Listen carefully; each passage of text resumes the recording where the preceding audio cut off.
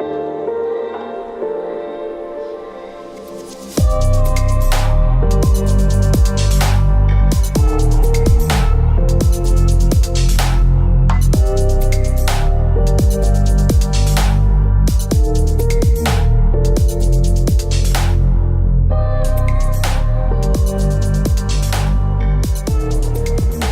is up, guys? Chandler here with risemagic, and today we're going to be teaching you some of the coolest cardistry moves out there, aka under pressure and the pressure fan.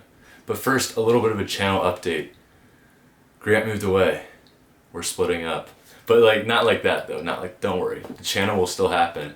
He got possibly the coolest job in the entire world. He is an adventure team leader for the summer up in upstate New York. So he's kayaking, canoeing, paintballing, water skiing, tubing, you name it, and getting paid to do it. So I'm just a little bit jealous, just a little bit. But this channel's still gonna keep going, so what we're gonna do right now is I'm gonna throw it 7 hours away to upstate New York right now to Grant, and he's gonna teach you the pressure fan. Then we're gonna come right back here to boring old Philadelphia, and I'll teach you under pressure. Guess that works? All right. Yeehaw! So for the actual performance of the pressure fan, you're just going to start off with your left hand or your right hand if you're a lefty in a normal dealer's grip, or really any other type of grip that you want. So you just really want to come over with your opposite hand and grip the deck with your thumb around the bottom middle, your ring finger on the top right corner, and then your middle finger and first finger following suit, just kind of a line at the top of the deck like such. Now once you get your hand in this position, you're going to let go of the other hand and use your first two fingers on the back of the deck and your thumb, making sure to align your joint on your thumb around the middle of the deck to serve as a secondary pivot point, as if you were doing just a normal fan. I know that was terrible, but you get the point. So once you're in this position right here, you're going to bow the cards until they start to lose contact with your hands like such, as if you were doing a spring.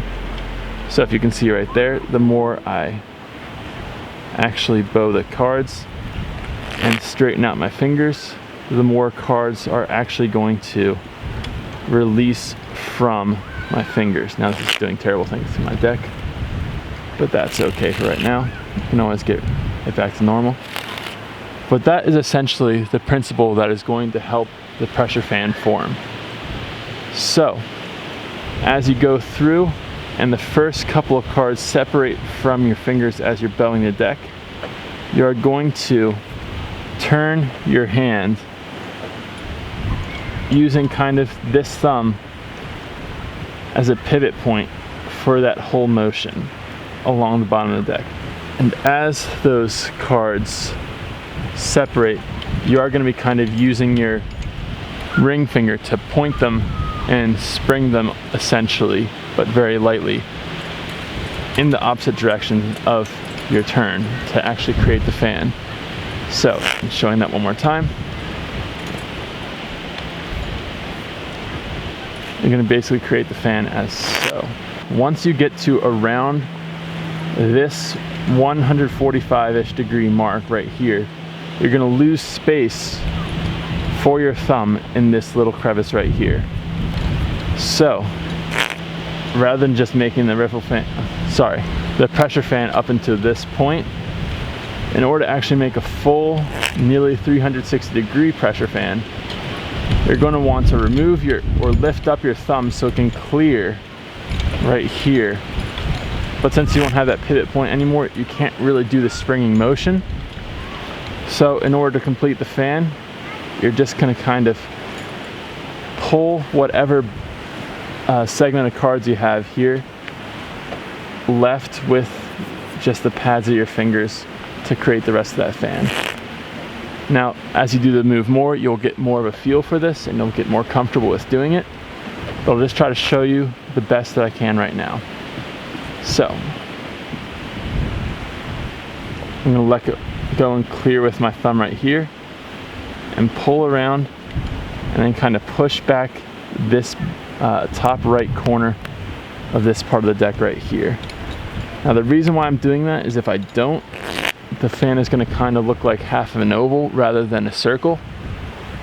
So if I don't do that motion, it'll kind of look not spherical, which if you like that, you like it, but most fans were trying to go for the spherical look. So you're just going to pull around and kind of push in that back corner to give the illusion of the fan being more spherical than or circular than it is. So just one more little overview for you guys. Move it into this grip with the thumb on the bottom and the 3 fingers on top. Grab it in your normal fanning grip, bow the cards, and rotate my hand, hard to do slow, rotate my hand as I'm letting each card individually let go or lose contact with my finger and kind of spring over in this motion. And then once I get to the end, I'm going to pull down the rest of the packet and kind of lock my hand here to display it while giving the illusion of it being a little bit more circular than it actually is. So I'm going to do this one in full speed. And there you have it, the pressure fan. All right, Grant, really? You had to go film it right in front of the beach and rub it in. All right, well, I'm still going to teach you under pressure, even though I'm a little bit bitter. But first things first, hand positioning. Same as the pressure fan, but if you're learning this first, you take your pointer and middle, put it on the back so it looks like that. And your thumb and your whole thumb pad is going to be in the middle area of the bottom.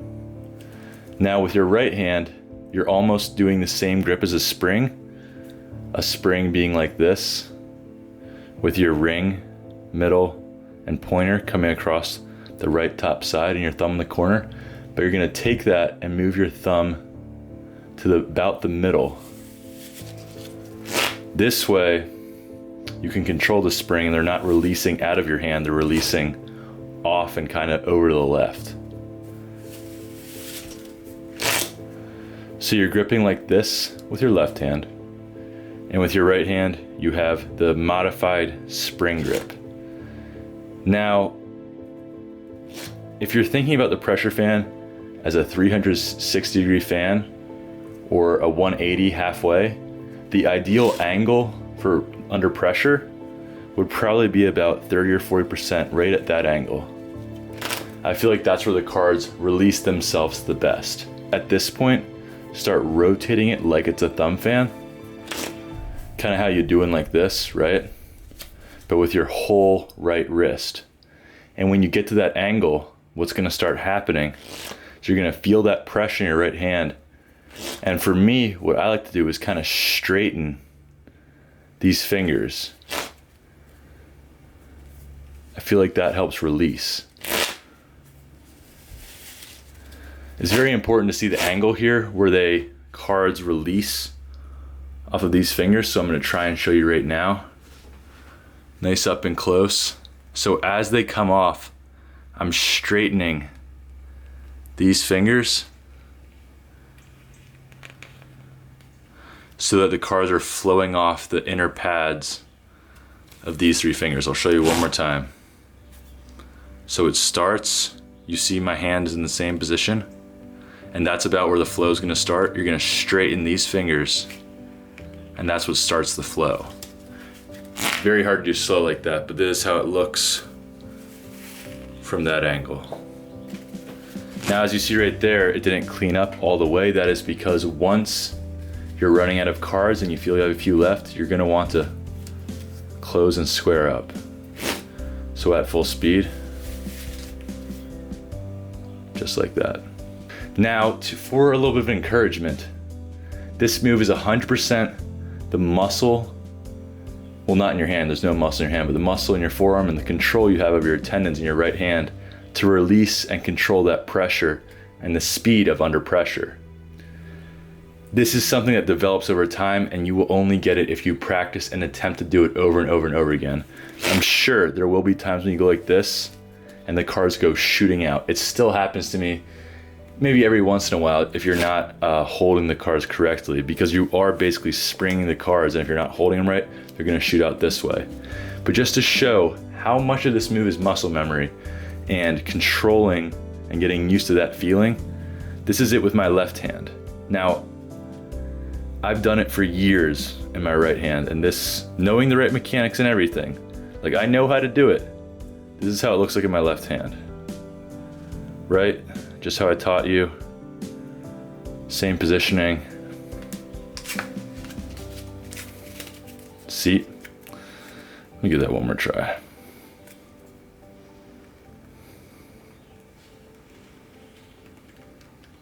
Yeah, so you get the point. In my left hand, even though I know the right mechanics and everything, it's nearly impossible because I've never practiced it in my left hand, so I don't have that dexterity, control, and pressure in my digits to control it.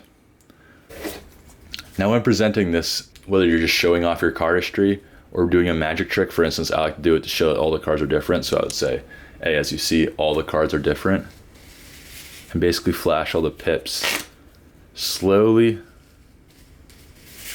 and then increase with speed and spread them out afterwards. I think that looks cool. So this is how normally I would show under pressure. But another very popular way to do it is this from the front, where you see that warping motion. Especially if you have a cool looking card at the front, let's say a Royal or something like that, and that card will remain stationary while the others flow around it. It gives a very, very cool effect. And at this point, once you've got it down, you can keep in mind that once you get it going, you can bring this hand farther and farther to the front, so it really curves and warps while doing it too, which adds a cooler effect. Or you can keep your hand farther back and make it look more like a constantly forming pressure fan. But I like to warp it as much as I can to the front, so it really looks like they're flowing around. All right, well, that's all I got for under pressure. Hope you guys get a ton of mileage out of these moves. I remember before I did magic and I was just watching Grant perform cardistry, under pressure seriously blew my mind. It was one of the first things I ever wanted to learn. I think it looks so freaking cool. But anyway, got a lot of positive feedback about the idea of how to film or edit a cardistry video or magic video last week. So that video is definitely coming up. It's in the works. I'm working on it right now. But until then, see you guys next time. And I've been trying to dig my way out of the ocean and punch a hole in the sky and float the light to the midnight.